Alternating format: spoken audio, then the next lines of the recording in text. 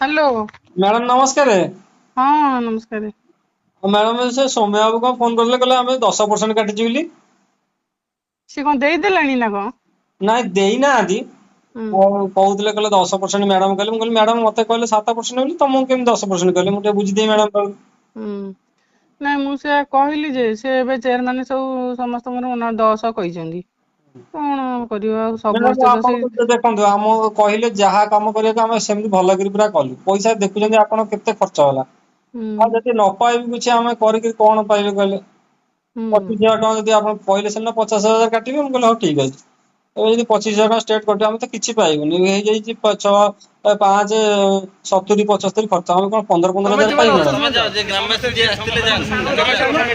ଗୋଟେ 7.5 ଲକ୍ଷ ଟଙ୍କା କାମ ଲୋକ କହିଲେ କଣ ନା ବାକି ସମସ୍ତଙ୍କର 7.5 ଲକ୍ଷ କାମ। ଆଉ ପାଇଲା ବେଳକୁ ଆମେ ପାଇବୁ ତାର 15 ମୋର 15। ଏତେ ପଇସା ଇନଭେଷ୍ଟ କରି ମାସେ ଦେଢ ମାସ ହେଇଛି ପଇସା ପୁଣି ବିଲ ହବାର ଏଇ ମାସେ ହେଲା ବ୍ଲକ ହେଇକି ରହିଲା ପଇସା। ହୁଁ ଆପଣ ନିଜେ ଚିନ୍ତା କରନ୍ତୁ ଦେଖନ୍ତୁ କଣ ହବ। ହଉ ଆପଣ ତାଙ୍କୁ କହିକିରି ଏଇଆ କୁହନ୍ତୁ ଭଲ କାମ ହେଇଛି 7% ଟିକେ କରନ୍ତୁ ମ୍ୟାଡାମ ରିକ୍ୱେଷ୍ଟ ଏଇଆ ହଉଛି କଥା। ନହେଲେ ଆମେ ପୁରା ହଉ କିଛି ପାଇବୁନି। ହଉ ମୁଁ ଦେଖୁଛି କଣ କଥା ହଉଛି ଆଉ। ଆଜ୍ଞା ହଉ ଆଜ୍ଞା। ହଉ।